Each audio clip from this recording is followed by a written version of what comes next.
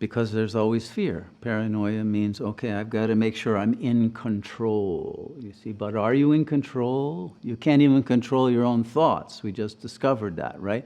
So are you in control of other people, of situations, of life? Or are you living in a world that's totally out of control and totally blooming psychotic, right? I mean, most people today recognize that we're in a world that's being run by people with psychotic egos and with nuclear weapons to go with them, you know, and all the other ways in which the world is in a precarious state because the ego mind's paranoia is producing war, not peace, and is producing incoherent, inconsistent policies and ways of being and demands of others.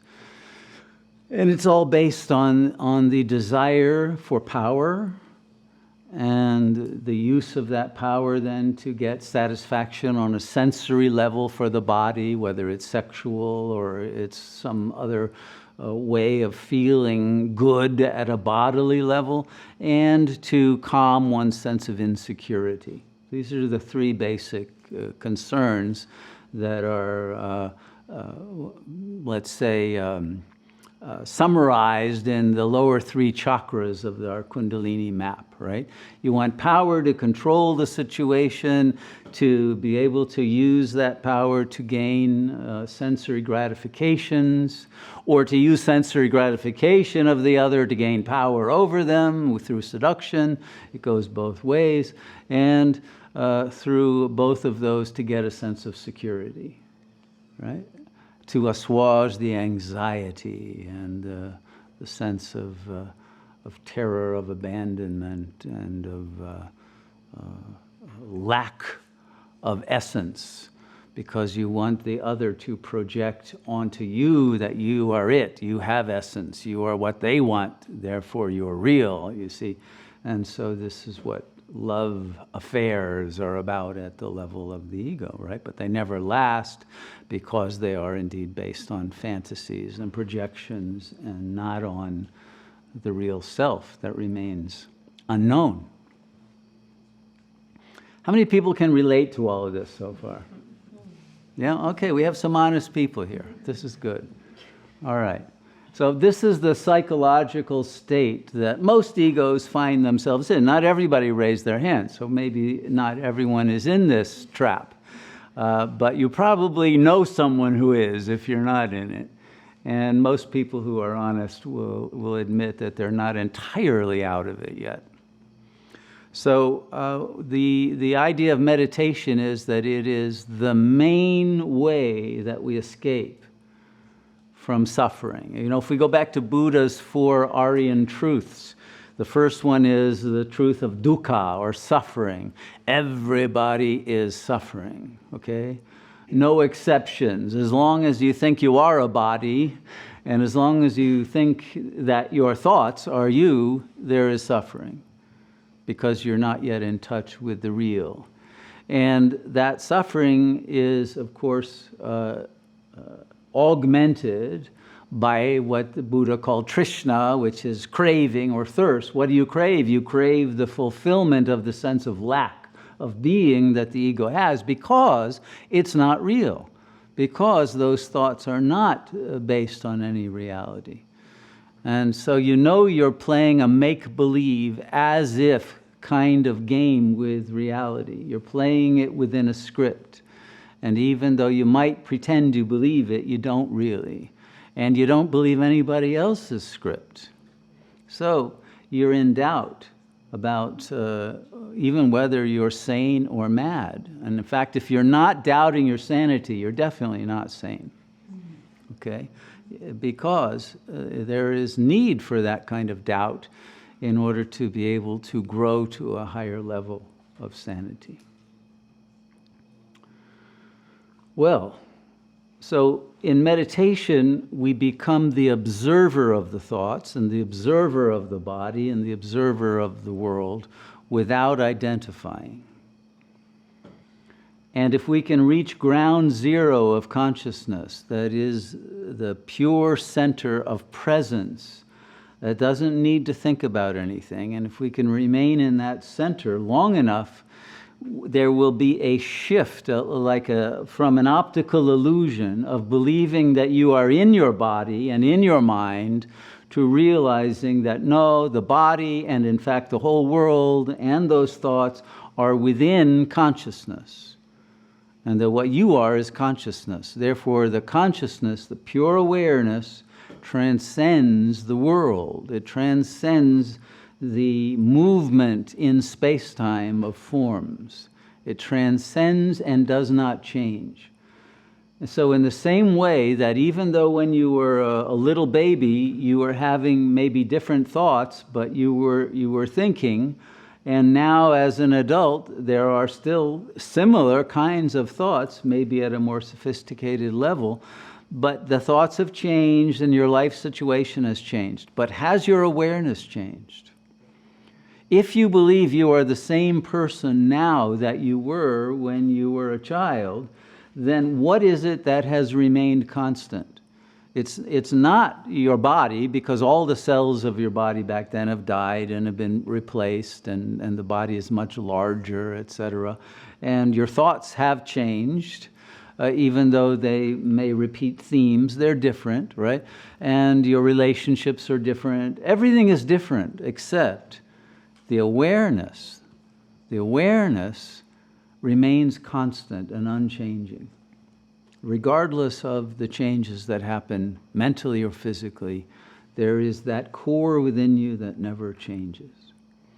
So it's that we want to return to, the unchanging presence, which feels like it is the source of the I. It's the source.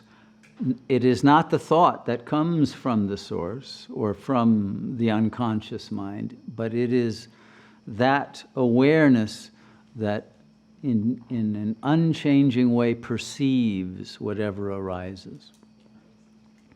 If you begin to center yourself in pure awareness, you will discover that that awareness doesn't change even if you are in altered states of consciousness.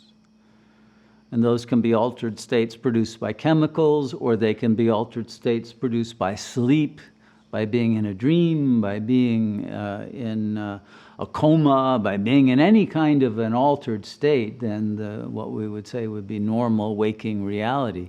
But there's an awareness that does not change.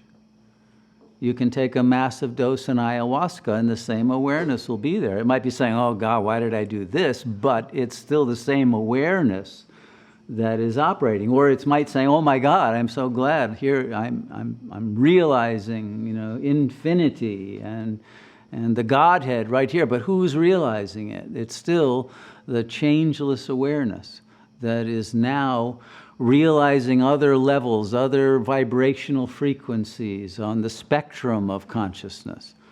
But that entire spectrum is perceived by a single unchanging awareness. It might perceive a world of human beings and nature and the forms that we take for granted in ordinary states, or it might perceive a world that's just made up of geometrical patterns, or a world that's made up of incredible, fantastic beings from other dimensions. It could be in any of those kinds of bardo states, as the Tibetan Buddhists call them, but it's still the same core awareness that's moving through these different kinds of experiences and imperiences. All right? So if we can locate that core unchanging presence, that becomes the portal to having real mastery over the nature of the world that we are passing through.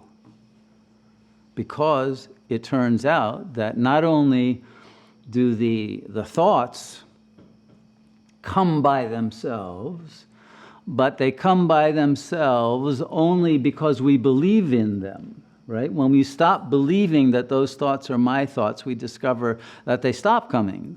then you can actually be in silence if you stop believing that you are the producer of the thoughts. The same way, if you stop believing that you are in the world, but if you recognize that the world is in you and it's your dream, you have power to alter the dream. Power that you don't have if you believe you're a victim of a world that is overpowers you and that you were born into against your will, and you are simply an extra in some planetary drama that you don't count in. If you have those kinds of belief systems, you're going to have a very different feeling state and control, actual control, not thought control, over the kind of world that emerges. And if you get out of the state of paranoia that the ego is in and into a state of metanoia, where instead of fear and desire, there's love, that in itself will produce a different kind of world, a different kind of reality, a reality based on love rather than on fear and desire, will produce different kinds of events, different kinds of relationships, different kinds of destinies than the destiny of an ego who is in a state of fear and running away and trying to grasp something in order to feel good, etc.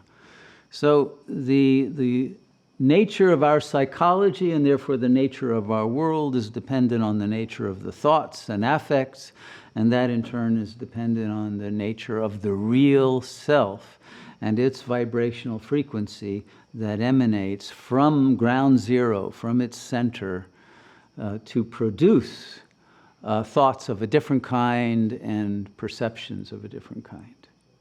So you can overpower and you can reprogram the operating system of the ego that was put in childhood simply by coming to a more coherent level of consciousness that is not dependent on the past and that comes from the source that has the authority to eliminate those illegitimate and distorted belief systems that the mind has been stuck in. Does this make sense? Some people think it makes sense. Okay, that's good.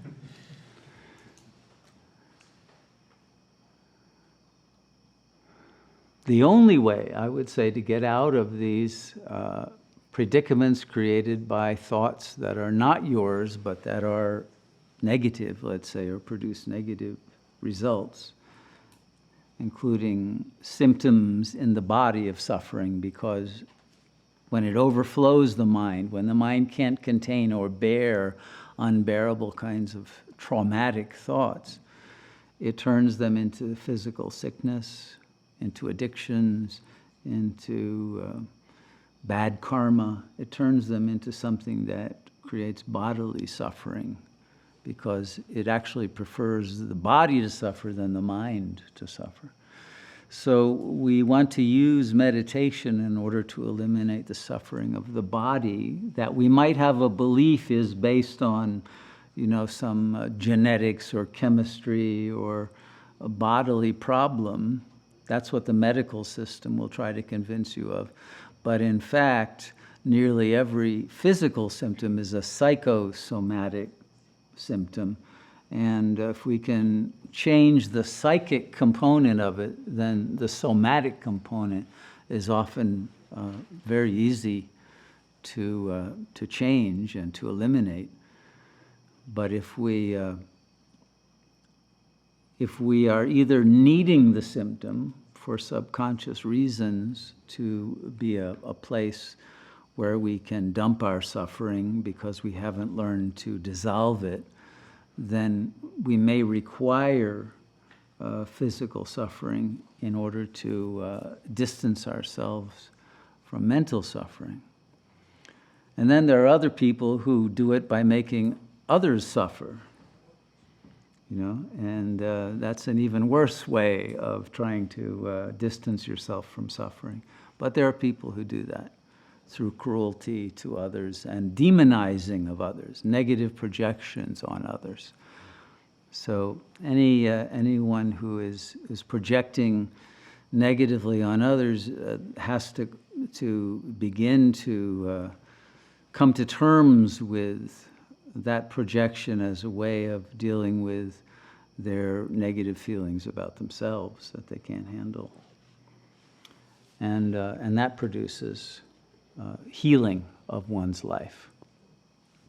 So meditation will bring about healing of all of these levels of your world, your body, your mind, and your reality, but only if you are willing to honestly confront those distorted thought patterns and change them, and become in accord with the real, that is love, not hate and not desire and not fear. So meditation will bring you to that naturally, not as a result of some fabrication of a belief system. I'm not advocating that you create imaginary forms of a different self, but that you stop all the imaginary forms that you believe in now from being entertained, and then you will see that the real will emerge by itself. And there will be no doubt of its reality. And the living of life as an as-if personality will come to an end. So all we have to do then is to observe the thoughts without identification. It comes down to that. Meditation is nothing other than that.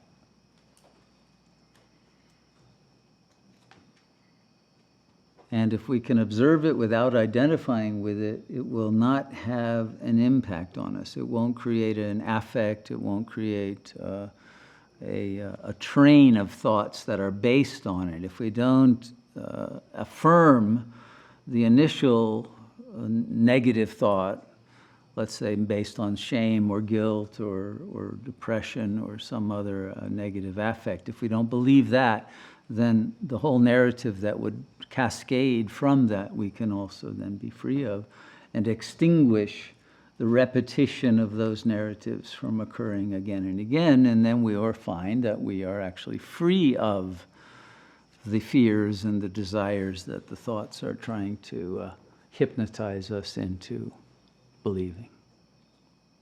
So meditation is a form of awakening from hypnosis.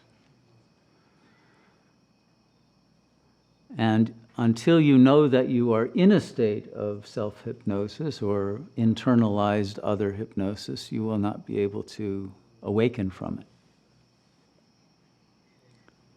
And therefore, the shift from the belief that you are your thoughts to the realization that you are not is the key movement that you must make in meditation. Okay? The real self does not think.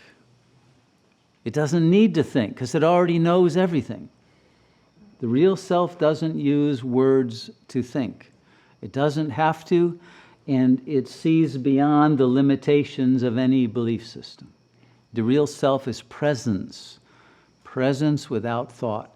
And so if you can stay long enough in the state of presence without thinking, not by forcing the thoughts to stop, but without having any intention at all toward the thoughts and turning the mind toward the source, you will find, if you're curious enough about who am I when I am not identifying with thought, that itself will lead to an ingress of power from the source, from ground zero, that will enable the thoughts to be silenced.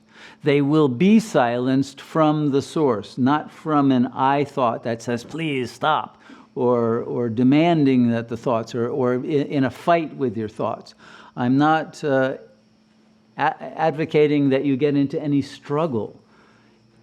Meditation is not an act that involves effort. It's the letting go of all effort. It's the letting go of the belief you need to make some effort to control. It's simply the freeing of yourself from the belief that you are the thoughts. And then the thoughts will extinguish themselves. When you don't buy into them, when they can't tempt you or they can't scare you, or they can't make you want to act on them, they get weaker and weaker because you're not feeding them, you're not giving them life. And then as they get weaker, they stop coming, and then you're free. And then thoughts will come from a much higher level. Or you will simply be in a state of liberation from thought. And then if a thought is needed, it will come through, but it comes through without the belief that there's a thinker. It just is a flow, as is life entirely. That's just a flow that happens by itself with nobody doing anything. It's what the Taoists call Wu Wei. Okay, I think that's enough for this evening.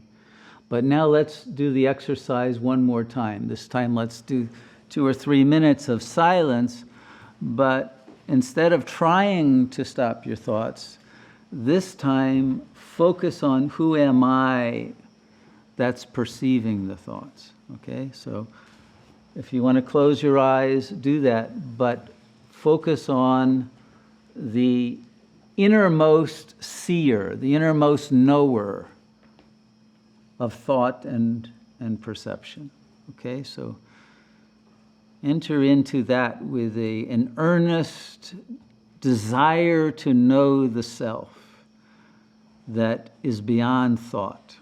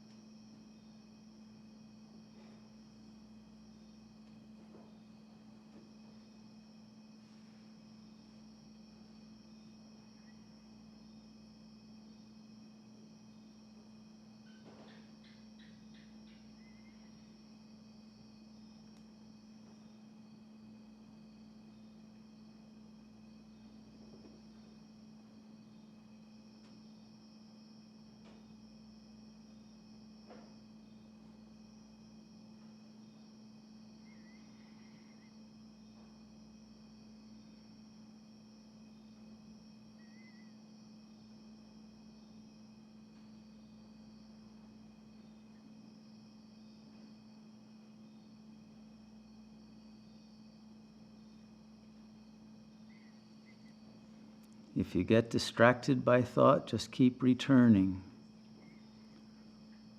to that question, silently asked, who am I that's perceiving the thoughts? What is the I beyond thought?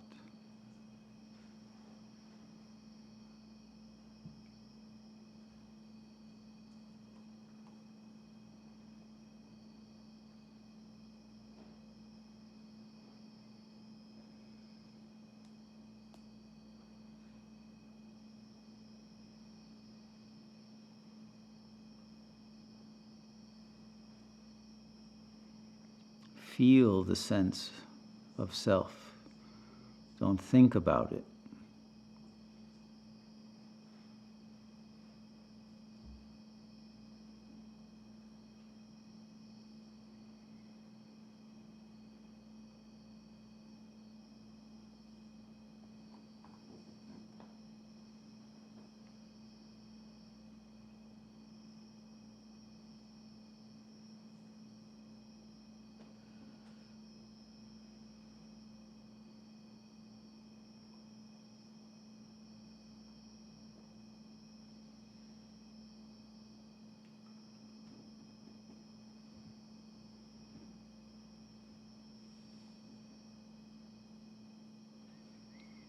And feel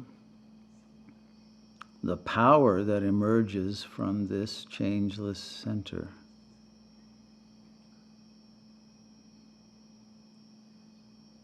That is your own power, your power of silence.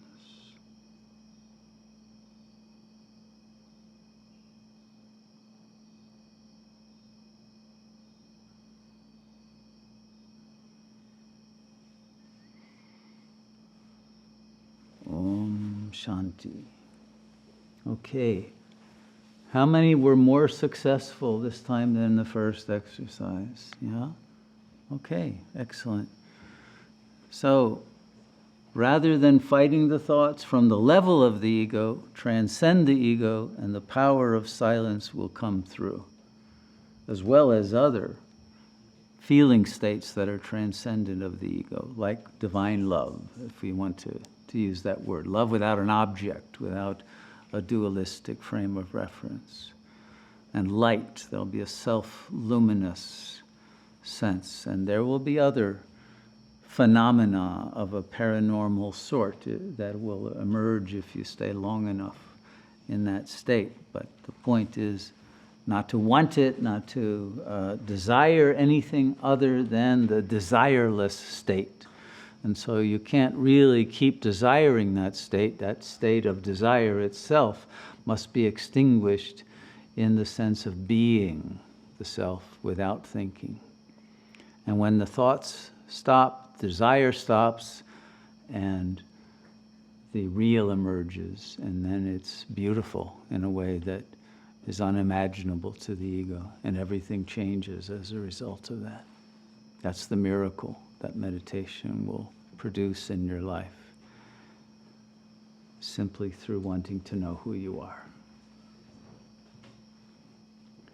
Okay, how many felt this was useful tonight? Yeah? Oh, okay, that's more than I thought. That's great. I want you to use it tomorrow morning at 5 a.m. when you sit. Remember, that's what you're there to do.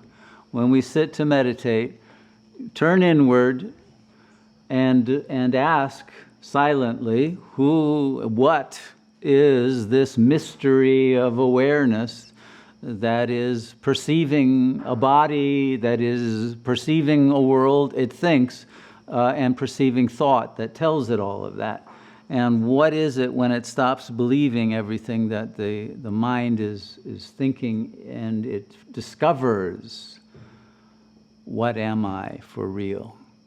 And in that discovery, everything will change forever. Okay? So we will see how quickly you can enter, because time is not a reality. It's not a factor. You can enter deeply, quickly into these states of consciousness that are produced directly by the real self, that bring healing and bring empowerment and bring love and bring joy to your life that you may have never gotten from any external sources that you've been trying to get them from. But there they were all along within you. What you've been seeking is always yourself. Namaste.